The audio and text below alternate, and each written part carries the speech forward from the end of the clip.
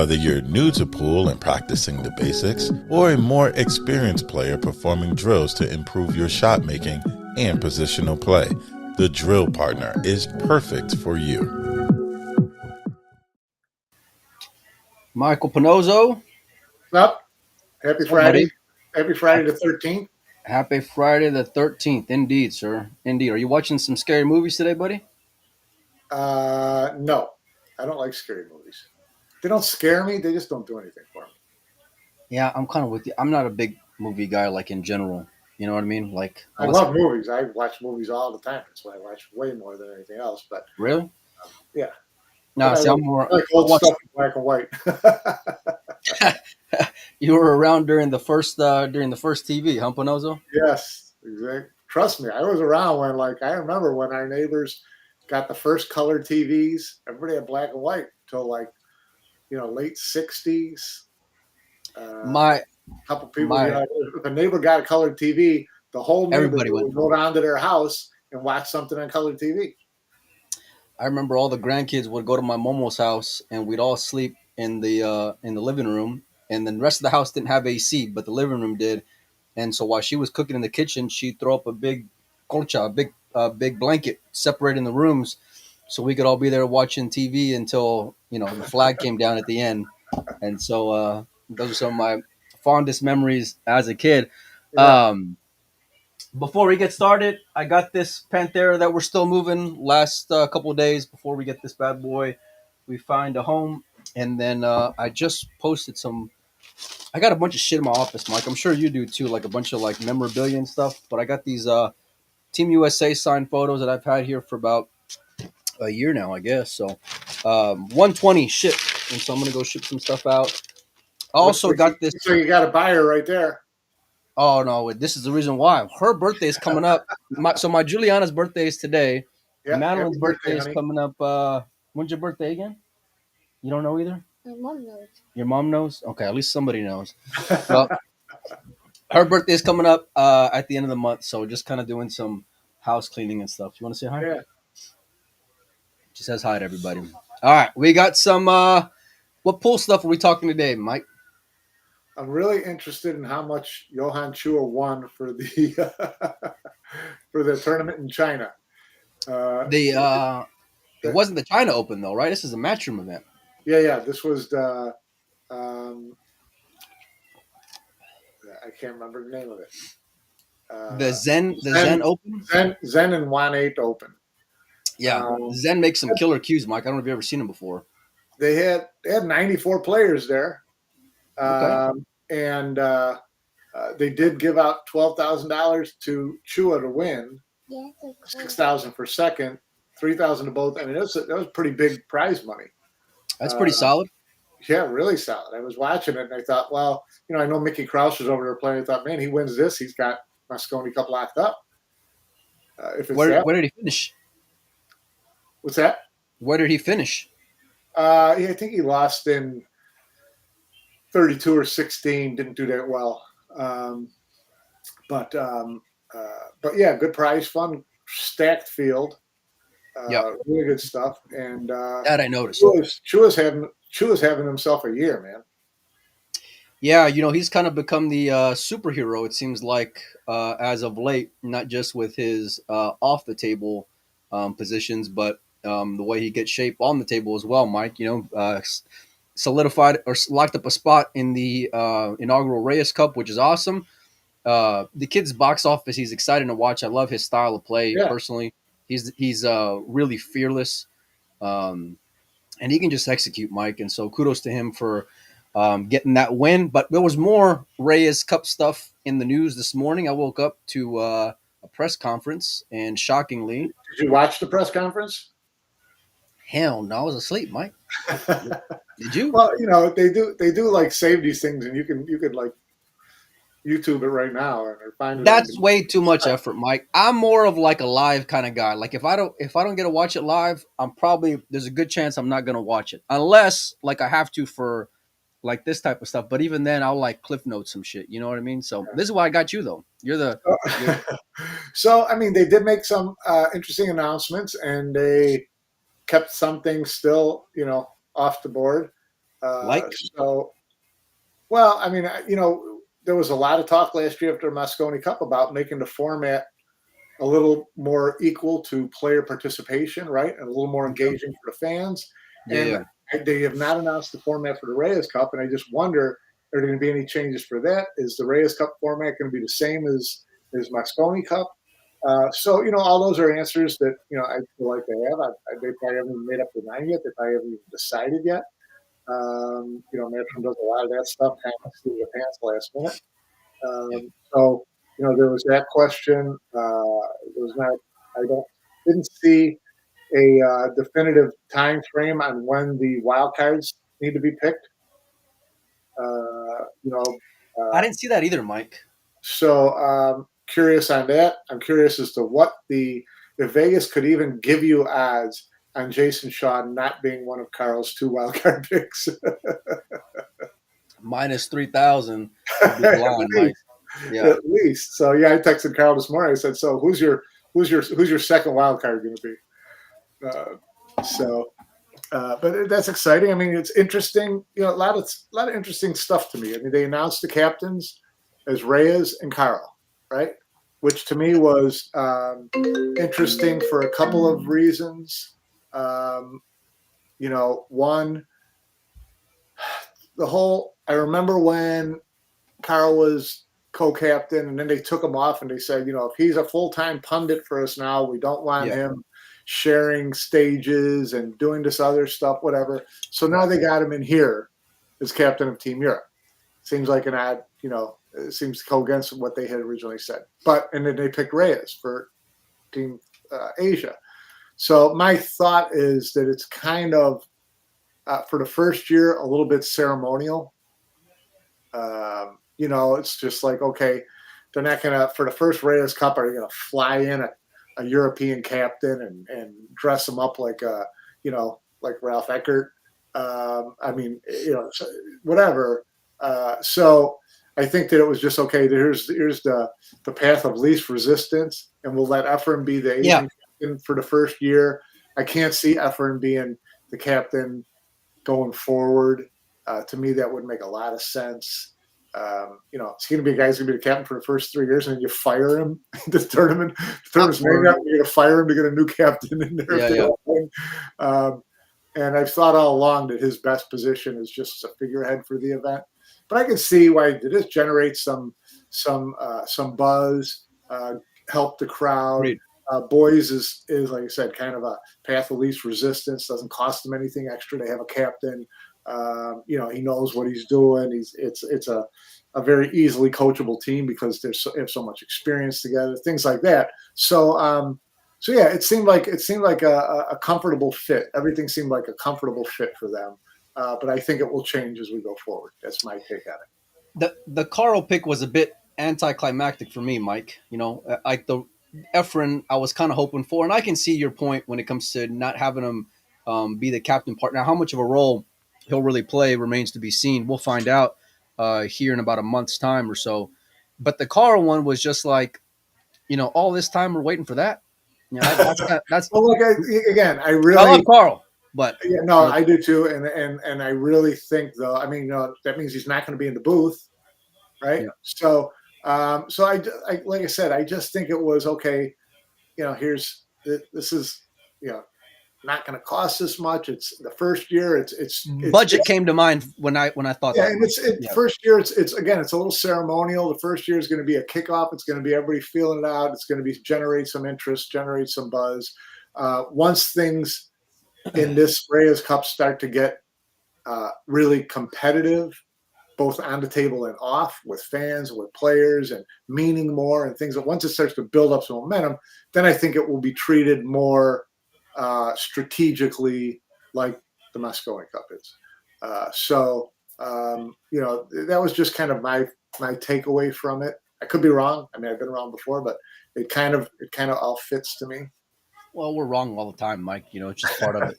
So part of having a public opinion, I suppose. But I think it will get more competitive. It being in Manila in its first year, I think is great because Filipino fans, unlike any other, like cheer and root for Pool and root and like they they go for their guys more than anything, and their girls, because they have Yeah, successes yeah, yeah. No, across. Like, I think it'll be in Manila for at least 5 years. oh That well, would be my guess. that would be great. I think that with So everything. you got to build it up like they did with the Mosconi Cup. Mosconi Cup was in England, in the UK, for the first 9 years. Was it Uh, really? yeah, Yes, yeah. I 10th was. anniversary was when they moved it to when they. They didn't even have TV back then. Interestingly enough, it was before they had television or Well, the they had internet. television. They had television. It was just in the Kidding, UK, and it was they had they had Mike. this But court, they had this court reporter artists in there.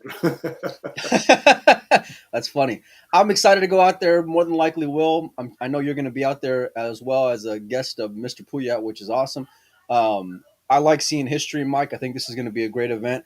With Efren being part of it and Carl, I kind of get the feeling like the wild cards will be more matchroom type picks versus their own.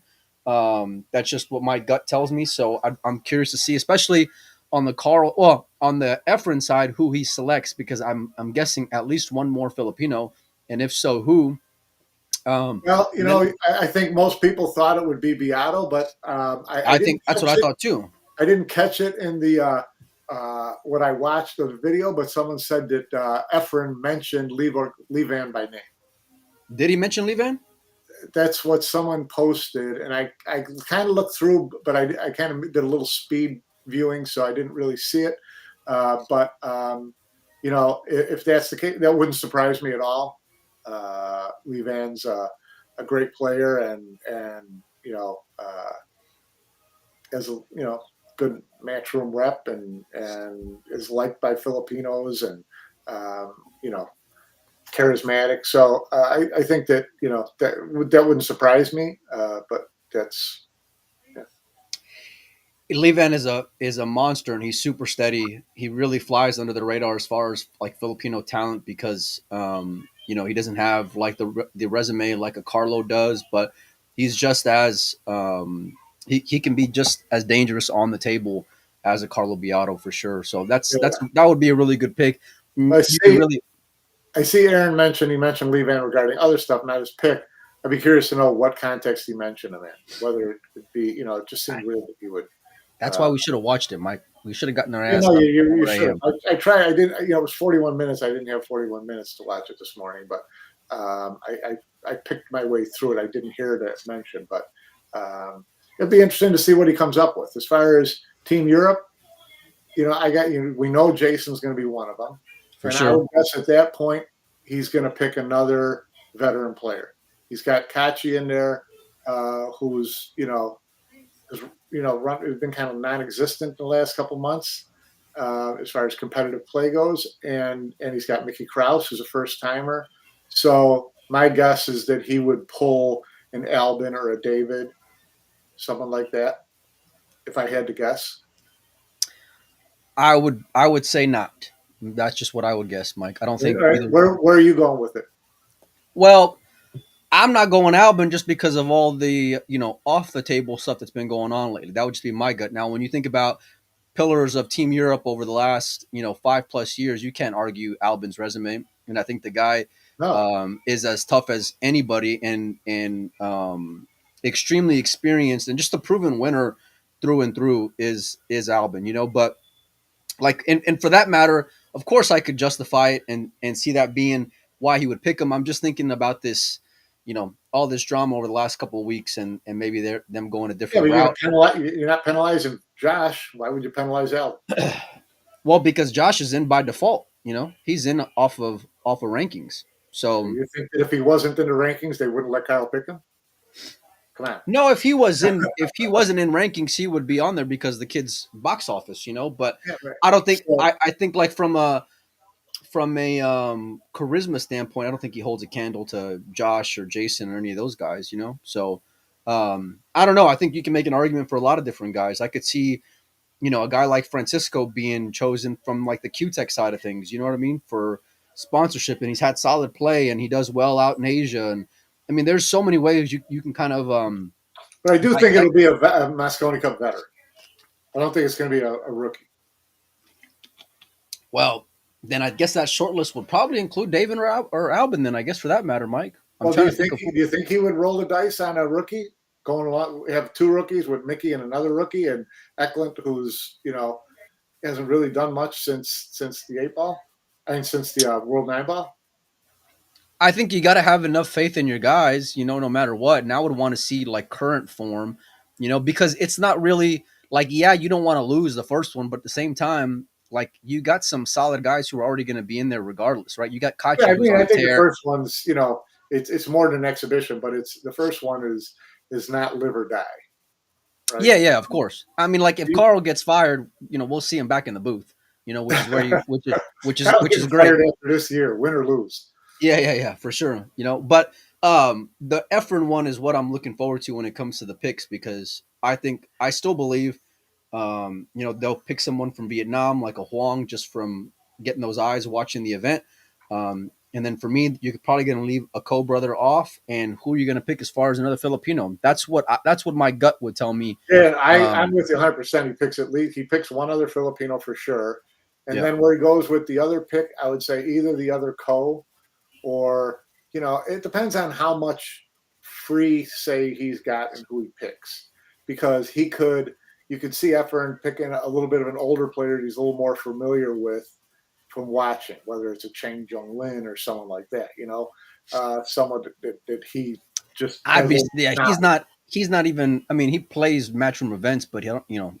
Yeah, but Efren's not following this stuff on a daily basis. Yeah, but that's what I'm saying. When I think about these two guys being captains, I think it'll be more Matchroom wildcard picks than it would be. That's what I said. I wonder how much free reign Efren's really going to have over the pick. Yeah. Like I said, I would bet on. I mean, for sure, it's between Ko Ping Chung and I would say Vietnam is what I would say for the fifth one. Now, the fourth one, I think is for sure going to be a Filipino. 100%. I think it's going to be a Filipino. You got to have two Filipinos part of that team. And, I mean, you could swing it maybe, Robbie Capito kind of deal. That I could see because he's Filipino as well. Honorary Filipino, anyways, right? So yeah. So, but it was great. I'm glad that they finally announced the venue. Seeing the video of the venue looked pretty cool because it looked more like a sporting arena, which is awesome. It's a 6,000 seat arena that they play basketball and things like that. Be interesting to see how they section it off to have a one table setup, without having the crowd too far away. The other thing that they haven't announced tickets yet. I'd be really interested to see what they do there. I can't see them charging much. If anything, I think they want to fill the place up, and they want to. They're going to fill it up. Well, it depends. You fill it up for all 4 sessions if you're charging every seat in there. So I don't know. It's going to be interesting to see how they handle that, because it took them a long time to build up the fan base around Moscone, and obviously Moscone's to the point now where Asian fans, they're going to hit the ground running. They're not going to start. I agree with that, Mike. 100%. They're going to be a couple thousand people, well, 1,500 guaranteed. I would say guaranteed. I'll say upwards of 2. I'll say 2+ for the first year. So do you just fill the place up, or do you try to make money off it?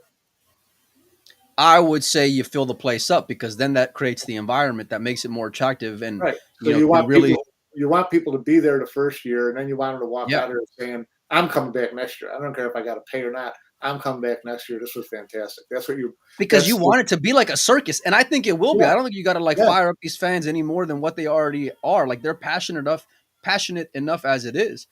So if we can get as many of those fans who are just thirsty for this competitive match, I think it'll be everything that we hoped it would be. They're going to have to get into town a little bit early and start coaching these guys, the Asian players, on how to be outgoing, because I don't see Yap and Big Co and Yap's not known for like big personality, that's for sure. Yeah, no, little Big Co, very engaging, smiley, nice guys, but they're not. There's no Jason Shaw. There's no Jason Shaw in there. Chua, because he's going to be at home and he's got personality, he's going to kind of be that person. Yep. But they need a little more fire from that lineup, and so they're going to have to. I don't know if Efren's going to be the one to drag it out of them. So they're going to have to develop some kind of swagger somehow. Yeah, I agree with you. You need some personality on that team, and so I think that's where. I mean, I don't know. I don't know where you would pull that from, Mike. I don't Because know, but if I'm I don't think Carl about. Boys, if I'm Carl Boys and I pick Jason Shaw, I'm telling him, listen, you get these guys frothing at the mouth when they go in there, and throw some intimidation factor into these guys right away, because they're not going to know what hit them. They're not used to this. They're not ready for it. And they're not a bunch of outgoing, screaming guys to start with. Let's just like roll in there like, the All Blacks and just scare the shit out of everybody. I'd be careful what you wish for, just because of how passionate those fans are. Is what I would say. But Jason and Josh are the type of guys who can fade it and who can get the crowd fired up. But how much of a hero villain percentage will that crowd be towards them remains to be seen. I don't think it'll be anything like they've experienced before. And I can't wait to see it. I mean, I have no idea what to expect. I can't wait to see it either. Fans are passionate.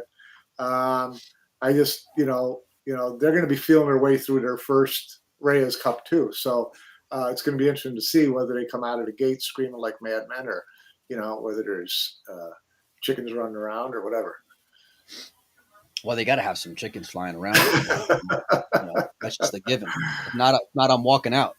So no, I think. Listen, it's going to be very competitive, obviously, and like Efren said earlier, the experience is going to go towards the Europeans, but there's plenty of guys there already on that roster who have big stage experience, right? Who have TV table experience, like a Chua, like a Yap, and then of course Big Co, who has won everything under the sun. So them kind of decorating that team on the back end with some monsters, I think, is going to be great. But I want to know when that deadline is going to be, so that way we can kind of be anticipating it and talking about it. And Chua winning this event out there in China, it kind of it's kind of anticlimactic in its own right, because then it's like, well, he's already on the team, So I just like that he won an event. I mean, he's been Final Four in a couple of the big majors, whatever. He's had a great year. It's nice to see him take one down. That was a pretty killer 94 player field. Oh yeah, I mean, anything out in that region, you're going to be stout from top to bottom. So, yeah, I don't know, Mike. We'll see. We'll see for sure.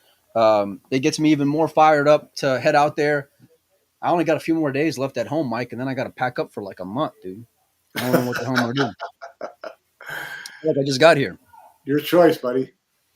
Yeah, no kidding. No kidding. Heading to California first for a little bit of work and vacation, and then heading overseas for the first time. So it's going to be a fun trip. Mike, we left off last time. We were talking WPA, and obviously Johan's had a pretty public opinion about everything going on with the WPA and taking a stance against the bans.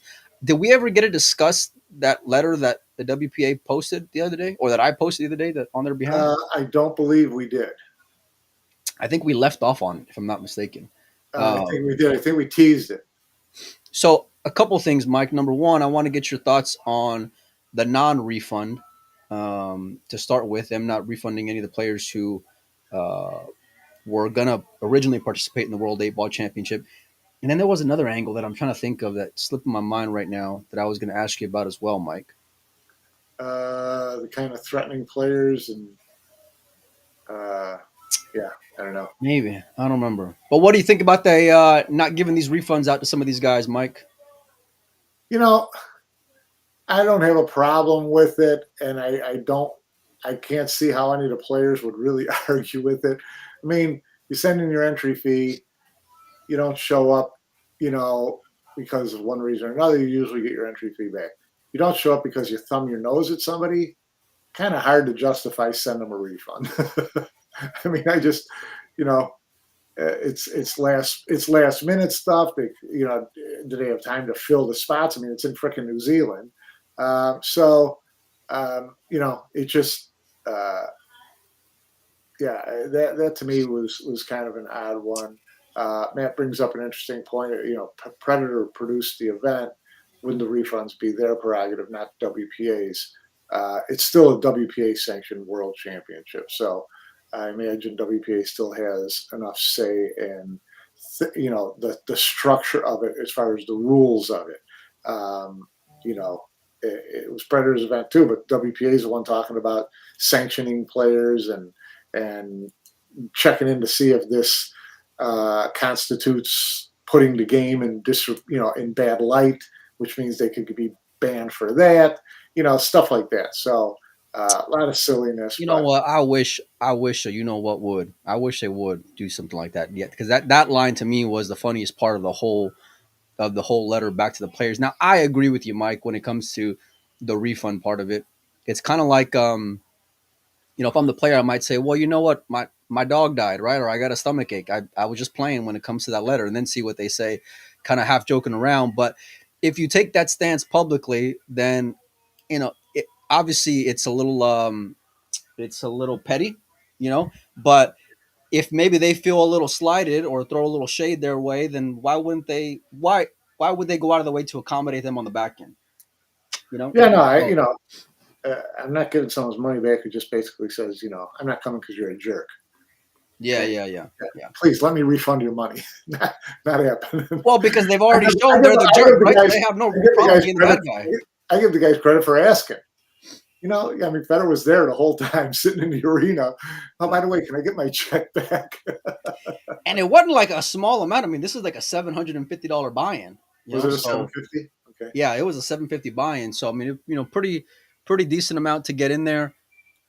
The other thing, and someone mentioned it here in the chat, were the non-payouts for Maldives. Now you talk about it being a WPA event. That event was a WPA event, but Carlo posted on his social media they still haven't gotten paid out for that event. Mike, and what do you make of that? This was 3 months ago. Well, that's that's been a WPA issue for years, especially tournaments that were held in the Middle East. Yeah. So it was always a thing where we didn't get paid, or they didn't come up with the prize money they're supposed to pay. And the WPA, what they're supposed to do, I thought they and secure the funds, Mike. everything should be in escrow, whatever. That's never happened. It just doesn't happen. People don't post the money ahead of time, and so they just have to determine afterwards whether they want to do business with these people again. And they always do, because people are putting on events and they're in the money of trying to find a bet. Now, if they didn't pay out the players, I wonder if WPA got their cut. So That's an interesting question. I know which route I would take. Pay me first. It's a shame that stuff happens. The WPA should be a little bit more proactive. WPA should be a little more upfront and talk about it. Not that they should be. That's literally what they put as far as their responsibilities, and especially when you've been for the last 2 years, all people have done is question what your actual role is here in the sport. The least you can do is protect the players when it comes to their money. Yeah, I think you already do. Wasn't the Maldives Open a WNT event last year until the last second? It was, and then they changed it to 10 ball, sponsored by Predator. So if they hadn't paid out and it was a WNT event, I imagine everybody would be calling on Matchroom to make the money good. Oh, 100%. And is Matchroom obligated to do that? I mean, look at all these regional events they got going on. The one in Seattle. Well, they wouldn't be now because it's not their event. But even then, it's like if let's say the Maldives Open wasn't going to be their event. It was just going to be a WNT event. Yeah, but that's what I'm saying though. It's like this being 10 ball and a WPA event. It's like obviously, like if I'm the player and I get questioning the promoter, and for that same aspect, the refunds and Predator makes sense. But it's like if I'm having faith in it because it's a WPA event that the money should be good, right? You would think that given the way things are now, the current climate, that they're at a minimum going to make sure the funds are there and on the level and everyone's going to get paid out. Yeah. I mean, call me crazy, but and especially if you see, I don't remember, but I'd imagine that if I went back and looked through some of these photos, the likes of Ishan and Shane Tyree were probably out there for their photo op and to be sitting there front row for the finals and take a photo with the gold medalist or whatever, you know. So it's like if you guys can, and I'm sure somebody paid that way, Mike. So if you can do all these things, why not make sure that the players are going to get paid out in a timely fashion? Yeah. Um, I saw them mention last year that it was the same thing, but eventually they got paid. So maybe that's what they're thinking is going to happen for this year. But it's interesting seeing Carlo go and post about it, or his wife go and post about it, and then that kind of starting the thread. Um, it's not a good look. One of many bad looks for the WPA and whoever else was associated with that event, Mike. And Yeah. it just seems like time in, time out. It's like a broken record here. It's like, are these guys really serious? I mean, they can't make themselves look any worse, and then, oh, by the way, we just get more and more news that's not in the brightest of lights. Yeah. Yeah. No, it's in typical WPA, they've made no comment on it. So, They're waiting to put their foot in their mouth again, is what they're doing. yeah, they just don't. They speak when they shouldn't speak and say all the wrong things, and they don't speak when they should speak. Bingo. Yeah, no, you're 100% right, Mike. It just, yeah, that the Maldives Open, that's a doesn't make them look good in their current arguments, right? Well, it's like you would think after so many times of stubbing your toe that eventually that tide is going to turn and you're going to start looking good, right? Like you can't possibly do any worse or look any worse publicly than what you do. And then they just keep on adding to that pile, Mike. You know what I mean? Like just over and over and over again. And that silence is pretty annoying, especially considering how they utilize social media these days. They could really show that, hey, I'm advocating for the players, and we're going to find out what's going on or whatever. And so I'm sure the players don't appreciate it. I would imagine that the players went through their WPA reps before they went public on social media. That would just be my guess, because I would guess the social media aspect was kind of a last straw, or the ace up their sleeve to Yeah, help leverage or get pressure on them to pay out. But I mean, come on, man! It's 2024. You've already shit the bed plenty of times. At least make sure that these events are going to have the money on the level and there's not going to be any issue for these players. That's the least you can do. And, it yeah, only it is. It is the online least for they you. can do at this point. It is the least, but it's like I said, this has been a problem with WPA for years of them just flying Right. out, getting someone to have their tournament WPA sanctioned, fly out there, get some pictures taken, and then not follow through on the thing. I mean, didn't Jason Shaw get hung up on a first place? Was it Kuwait or I something? think it was. I think it was Kuwait. It was a great final, by the way. Another WPA tournament. So yeah, just they don't really do what they're supposed to do very well, do they? I mean, at a minimum, right? That's what they ought to be doing. And so, like, people, and this is the irony of it, is that like people can say, "Oh, well, you shit on the WPA all the time, and you're a Matchroom apologist and this and that." But it's like, man, they don't do themselves any favor, you know, like at all. When there's issues, they're supposed to be there for those guys and to go to bat for them, Mike. And Yeah, somebody's dropping the ball and consistently. And so the least you can do is at least put the best face forward. You know what I mean? Go out there, make a statement publicly, say we're looking into it, whatever. And I think that would go a long way. But I think as once of they now, leave, town, they just kind of do that, and they're yeah, well, we'll talk. We'll see you guys in the next year. Just that's the way they are. no, they're waiting for the next Hayball tournament to go and take and go take a photo out there. Wait for Sugar Daddy.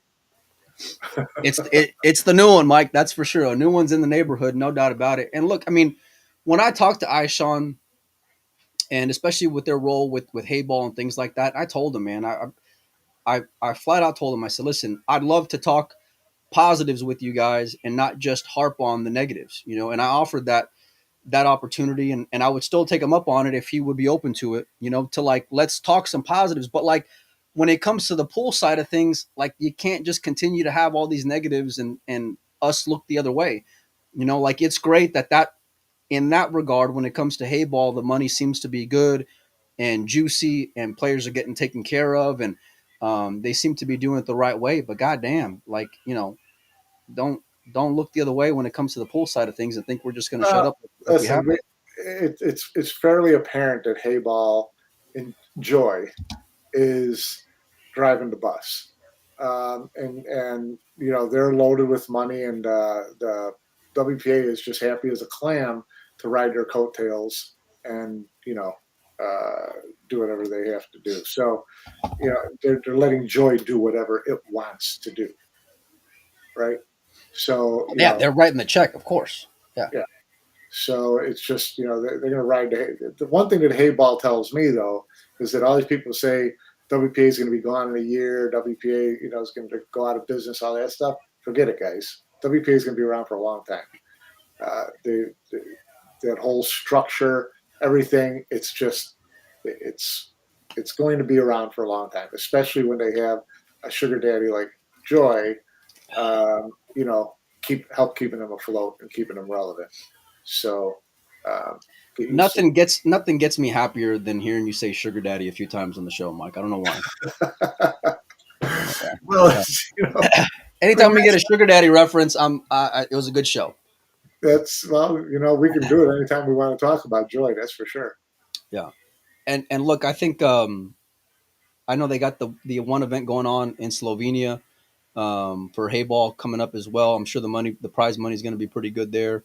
And I like the players having options, right? Being able to make some decent money outside of Matchroom events, which is great. But you lose trust and faith and especially when you have all these politics going on and heroes and villains being painted, and it's just like, man, come on, you got to do a better job here. Yeah, no, they do have to do a much better job. I think they realize it, but they just they're so insulated. I mean, you mentioned that before, Mike, and I co-signed on it prior to, but it's just like they're online. Like, listen, if they're going out of their way to turn off comments on certain posts that they know they're going to get a lot of shit on, but when they're very aware of what's insulated. When I say insulated, I'm talking about they make all their decisions based on 5 guys, 3 guys, 4 guys sitting in a room and patting each other in the back about how smart they are and how they don't need to listen to anybody else because they know all the answers already and they're doing the best thing. And so they just make these decisions. And so someone writes a really bad press release and the other 4 go, nice job, put it out there on social, or pat myself on the back, Mike. They kind of operate in a vacuum, and they just don't pay attention because the rest of the world just isn't smart, and they're not worth paying attention to. Well, that's the impression I've always gotten. I'll send another email that'll get ignored, but at least I'll say I sent another email and see if we can get somebody to come on the show. To come on, but I won't hold my breath, Mike. Not anymore with those guys, that's for sure. So, other events going on, Mike. The Pennsylvania Open has started already today. Out there, another WNT event. Americans looking to make moves out there, Mike. And I'm curious, have you gotten a chance to take a look at that bracket or see that players list at all? I haven't seen the bracket or the players list yet. I posted it the other day on Windows Open, and then I was taking a look at it this morning just to kind of see a lot of like a lot of the players just making quick work of lower rated players to start off with. It looks like, Mike. Sure, makes sense. which I mean is going to happen, of course, until the event starts to progress and move along. But one thing that I did notice, Mike, was the absence of one Billy Thorpe out there, Mike. And I know he didn't play Seattle. He's not playing Pennsylvania Open. He's very much been a part of the conversation when it comes to making the Mosconi Cup. And I know we've heard rumors that he's a heavy favorite to make that team despite where he's at in rankings, Mike. And I want to get your take on him not being out there, Mike. Well, I mean, Sky's out there, right? And so you got to look at it and say, sorry, this isn't a good look. You're not helping your cause. if you're Sky, you got to be thinking, you know, you got to help me out here. If I want to pick you, it can't be this blatant, you know, went down this, you know, there's a dark path. You know, there's got to give me something to hang my hat on if you want me to make an announcement that you're the fifth guy. And so no, this is not a good look. And some posts saying Wolford's not there, BJ Ussery's not there. So maybe at this point, these guys kind of see the writing on the wall that it's down to, you know, 2, maybe 3 people, and that's going to be it. I think from their standpoint, that would be a fair statement. You know, on the BJ side of it, I mean, look, for me, BJ made his bed after the U.S. Open. So I mean, if he wasn't going to make it in on points, I think he knows, and you know that he was never going to make it in as far as a wild card, especially after he goes. yeah. I mean, come on, you know. And so, but the Billy one is the interesting one just because of everything that we've heard, whether online or otherwise. And so, yeah, I don't know what to make of it. I agree with you. You got to have something to kind of to speak about, you know. And so, whether he's got to, you know, if he picked Billy Thorpe, there would be 1,000 questions, and he'd have to have some answers, right? So right now, if he's sitting there writing down his answers to that question, why did you pick Billy Thorpe? There can't be a lot there, other than enthusiasm. No, and this is where like signature wins are gonna be talking points when it comes to the end of the year, right? Like you got to have something to, like you mentioned, hang your hat on. Mike, can you give me 1 second? I give you want me to tell a joke or what? Yeah, entertain the crowd for a minute. Madeline's calling me over here. Let me find out the hell's going on. Hang on a second. Come on, Mike. All right, we're gonna open this up to questions. Matt, Raymond, ask me something. Ask me something that you know that I can answer. No, I mean the Billy Thorpe and Oscar, Tyler, you know, that 3 are where everybody thinks the final 2 picks are going to come. So, and yeah, we can't say it enough. I mean, at this point, it's kind of hard to justify Billy. Yeah, I mean, like, you know, losing in that matchup against, I think it was Huang on TV table, as kind of being the last time that we've seen you over the last whatever it's been over the last 30 days, and then you know didn't do anything at the Texas Open, rather. So it's like I don't know how you can swing it. You know, now Oscar and Tyler, I think, have left the door open. Tyler's in a better spot because of the fact that he's still in on rankings, you know, so he can still lock up an automatic spot. Right. But if you're Oscar, you wanna shut that door, obviously, especially this time of year, and don't want but you got to make a move in your own right. But the Billy thing, it's just like, you know, I don't understand why you're not there. You know, why you aren't out there competing. And well, someone asked, has anybody asked Billy if he wants to be considered? You know that he wanted to be considered, you know, as late as the World Championship when he went to Saudi. You know, but has he gotten to the point where he's like, you know, this isn't going to happen for me? I doubt it because he knows Sky's making the pick. For me, this says one of 2 things, Mike. Like I can look at it one of 2 ways when it comes to him not being there in these last 2 events. It's either number one, he knows it. He's a lock, or he's. That's what I was gonna say. Yeah. It's either he knows the writing's on the wall when it comes to Oscar and Tyler, but I'm not a buyer in that regard. Yeah. Or number 2 would be that it's a lock, and why do I got to spend the money if I already know that I'm getting picked for this team? You know, so. If you're gonna ask me which route I would take, I'm taking the latter. You know, that's what I would say. But it's not gonna do any favor to anyone, you know, publicly when it comes to having this discussion because I don't know what. Go ahead. Go ahead. No, go ahead.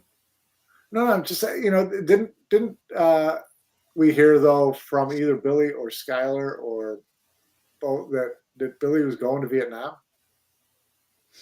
He better go to Vietnam. I mean, we talked about that the other day. Like, if he doesn't go to Vietnam, if he misses this and plays in Virginia, which is a bigger event, and then goes and plays 2 events in Vietnam, then is missing Pennsylvania this like, telling thing, or are we making more of it than it needs to be made?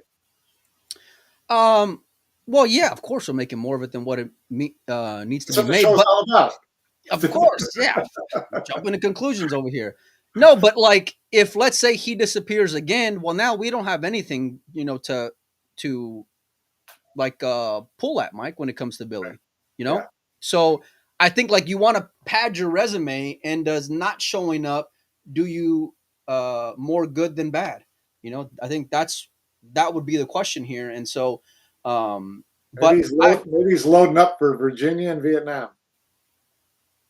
I mean you better be.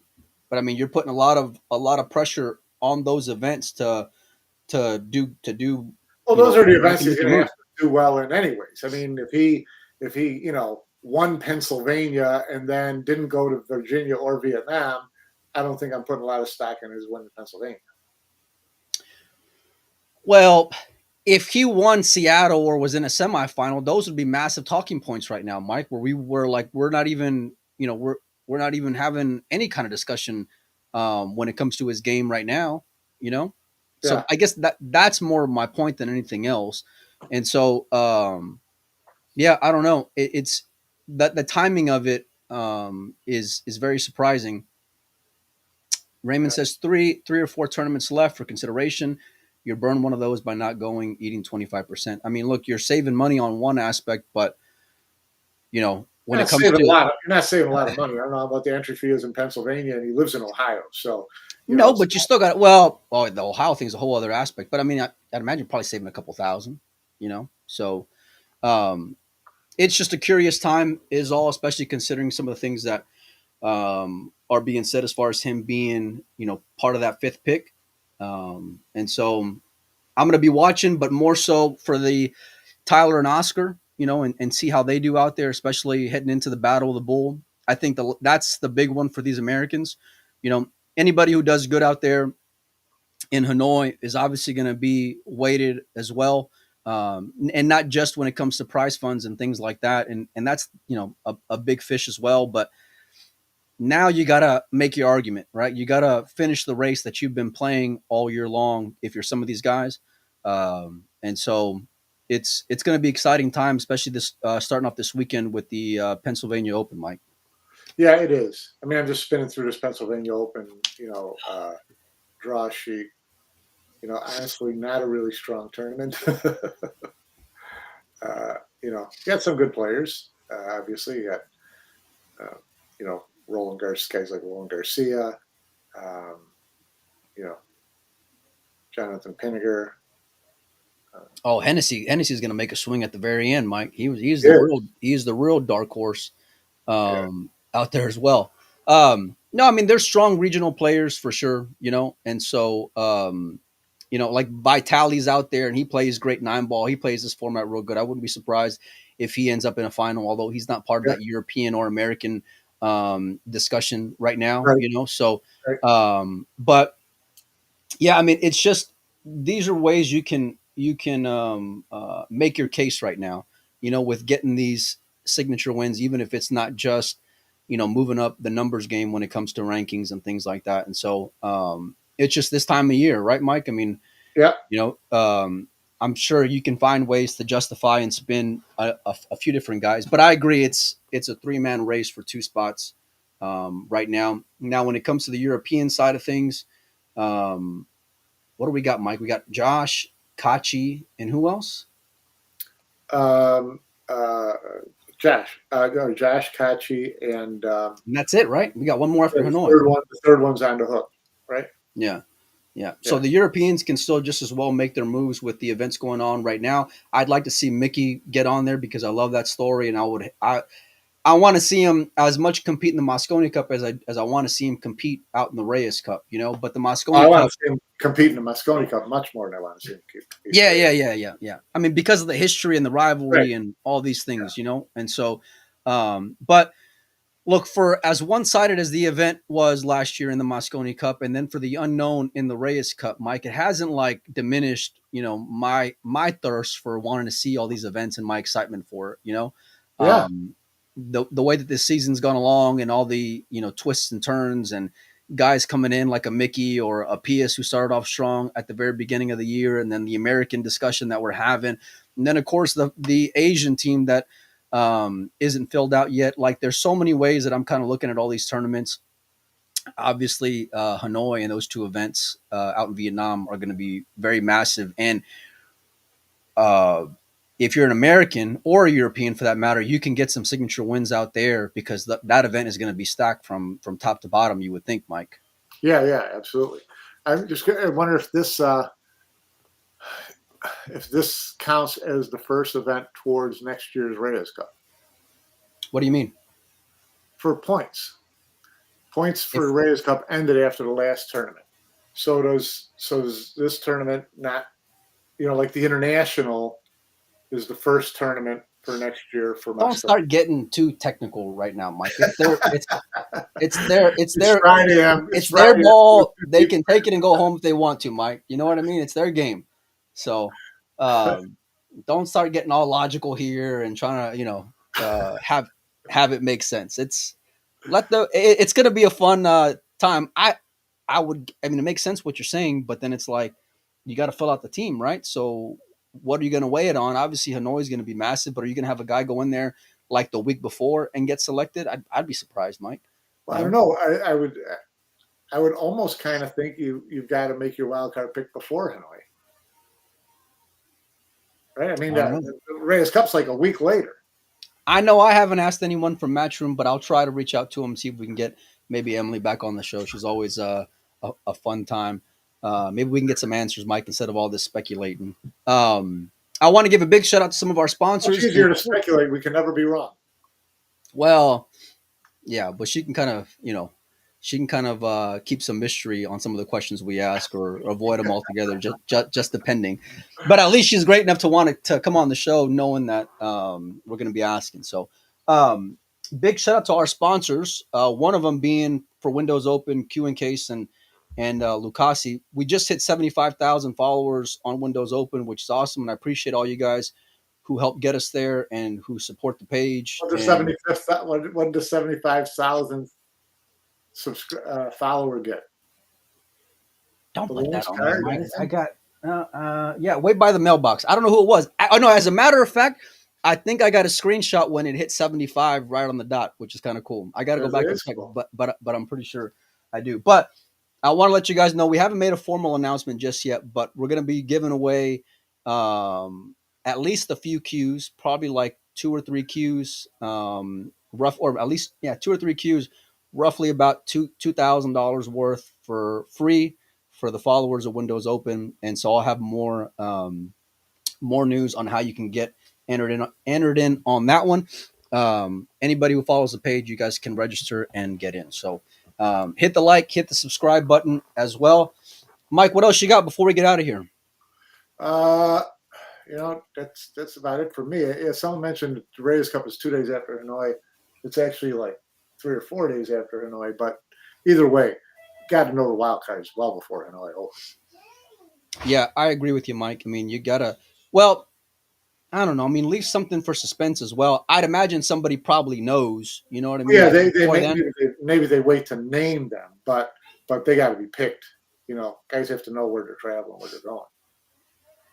Oh yeah, I mean, last minute flights and accommodations, and I'm sure they're going to want their family out there and things like that. So I don't know. Maybe I'll send a message to Emily, see if we can get her on early next week. What's the deadline? Did anybody watch the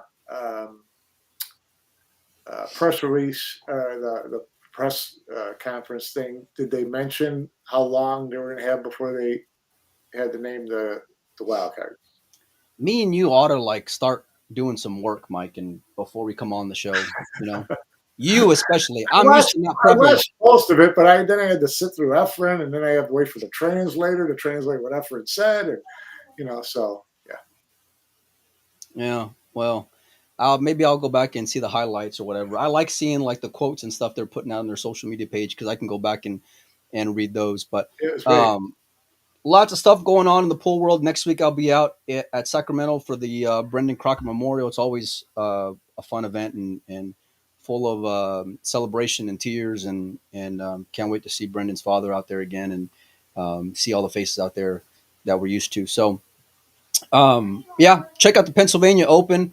We'll try to go live next week before I head out of town. Keep the notifications on Windows Open. And hold on one second. Juliana, come here real quick. Real quick before we get out of here. Happy birthday. Yeah. This is my Juliana. She just turned 8 years old today. You want to say hi to Happy everybody? birthday, Juliana. Everyone's Happy saying birthday. happy birthday to you. We're gonna go celebrate whatever she wants to do. Daddy's just gonna say yes. So they're gonna bust me today, and we're gonna have a real good time. So anyway, thanks what's that? So it's like a yes day. It's a yes day. It's a yes day. You're lucky. Whatever you want to do, we'll go do it. So anyhow, thanks everybody for hanging out. I'm gonna go hang out with my girls. I appreciate everybody for spending time with us. My girls say hi and they say bye. And Uncle Franco sent you some money too. So we got some money to go spend for you as well. So anyhow, Mike, I appreciate you for hanging out. Are you gonna be available next week? Yeah, I got no place to go. All right. Well, we're going to be doing some stuff maybe this weekend, for sure on Monday, talk about everything that happened over the weekend. Thanks, everybody, for hanging out with us, and we'll see you guys real soon. Bye. Oh, Bye. wait, one last thing. They're going to pick the winner for that Panthera probably this weekend. Sorry. And then we're going to get out of here for the weekend. But keep your notifications on. Panthera tickets are still available.